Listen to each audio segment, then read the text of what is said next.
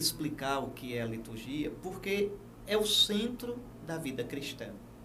Pode parecer estranho dizer isso. Eu vou dizer assim uma frase meio bombástica, depois eu explico. A igreja existe para a liturgia. Isso mesmo. Tudo na igreja. Se você quer reduzir a um mínimo comum, se você quer reduzir a um núcleo, é a liturgia. Por quê? O que é a liturgia? A liturgia é a celebração dos mistérios de Cristo. Deus, para nos salvar, nos quer dar a vida dele. Salvação, em geral, quando a gente fala salvação, a gente pensa assim: salvar, Deus nos salva, perdoando os nossos pecados e nos dando a vida eterna. Isso não está errado, mas isso é só meia verdade. Isso está só no meio do caminho.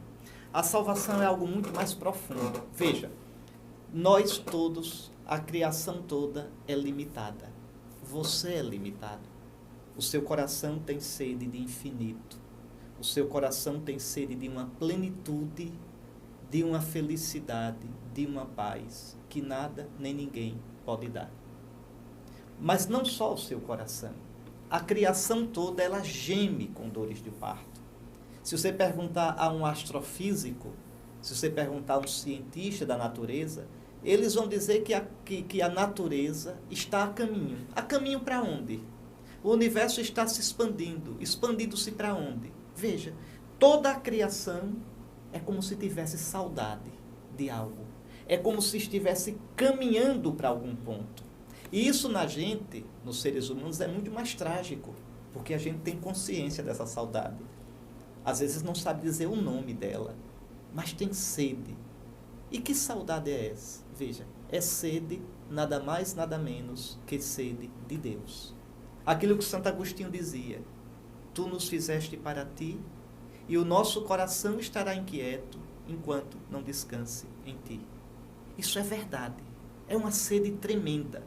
A gente procura erradamente saciar de mil modos. Pode ser bebida, sexo, droga, status, prestígio, dinheiro, amizades, projetos megalomaníacos.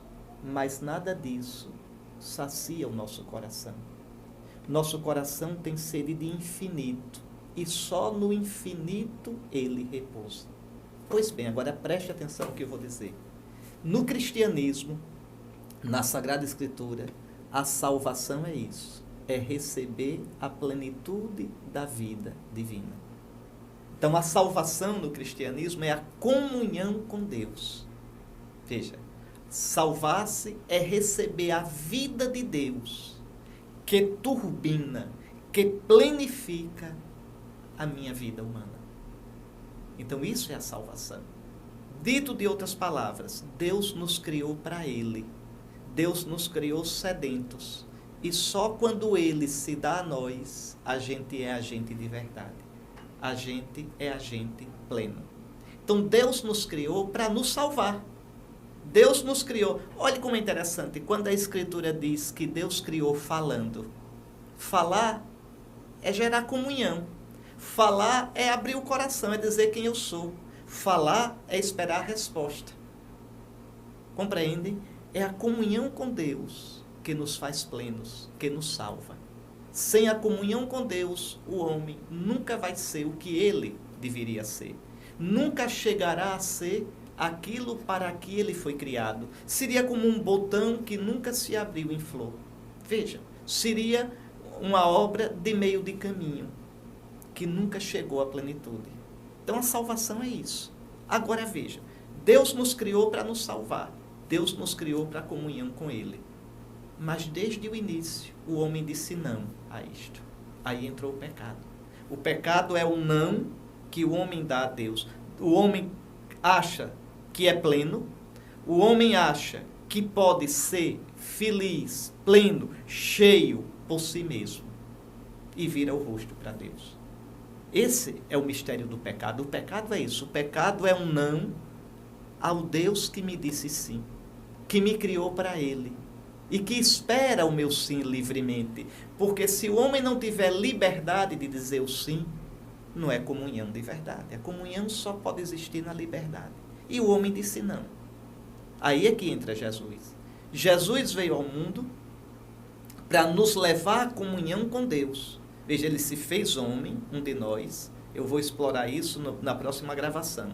Ele se fez um de nós para nos contagiar com a sua divindade, com a sua vida divina. Aqui já um detalhe importantíssimo. Em Deus não existe coisa. Em Deus tudo é pessoal. Por exemplo, o amor em vocês é uma coisa. Tá certo? A bondade em vocês é uma coisa. A força é uma coisa. Em Deus não existe coisa. Tudo é pessoa. O amor em Deus é o Espírito Santo. A força em Deus é o Espírito Santo. A graça em Deus é o Espírito Santo. A vida, a glória em Deus são o Espírito Santo. Então, Cristo veio ao mundo para que, cheio do Espírito Santo, olha o nome Cristo. Cristo quer dizer ungido. Christos traduz o hebraico Mexia, quer dizer ungido. Cristo veio para que, como homem, ungido pelo Espírito Santo, ele nos desse esse Espírito. Esse Espírito é a vida de Deus, é a energia de Deus, é o pensamento de Deus, é a força de Deus, é a glória de Deus. O Espírito nos enche de Deus, nos salva. A questão é que, como o homem tinha dito não, para que ele possa receber o Espírito assim, é preciso que esse não seja corrigido. E isso custou a morte de Cristo. Então veja, Deus quer nos dar a sua vida, vida que nos plenifica. Eu vou dizer como os teólogos chamam isso, tá certo? Chamam de graça elevante. O que quer dizer isso? Deus me criou para me elevar até a natureza dele. Deus criou o homem, olha que coisa, para divinizar o homem. São Basílio Magno, grande doutor da igreja, bispo de Cesareia no século IV, ele dizia: o homem é aquele ser a quem foi dada a ordem de se tornar Deus. Estranha essa frase, né? E, no entanto, é a nossa fé, é o miolo da nossa fé. Menos do que ser Deus, ou seja, menos do que ter a vida de Deus, não realiza você. Menos do que Deus não sacia você. Porque Deus criou a gente para isso.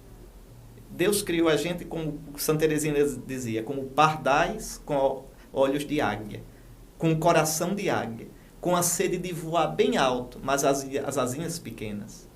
É que as nossas asas verdadeiras são o próprio Espírito de Deus. E Jesus veio para dar isso. Agora, como no meio desse projeto tem o nosso pecado, é preciso que primeiro esse pecado seja tirado. Então a salvação também é isso, é remissão dos pecados. É o perdão dos pecados que veio pela cruz de Cristo. Mas veja, o perdão dos pecados não é o fim em si mesmo.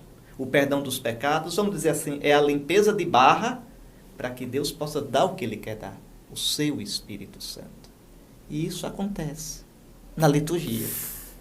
Veja, aquilo que Cristo conquistou com a sua vinda, a sua encarnação, a sua morte, a sua ressurreição com o Pentecostes, torna-se presente, atual, atuante na nossa vida, na liturgia.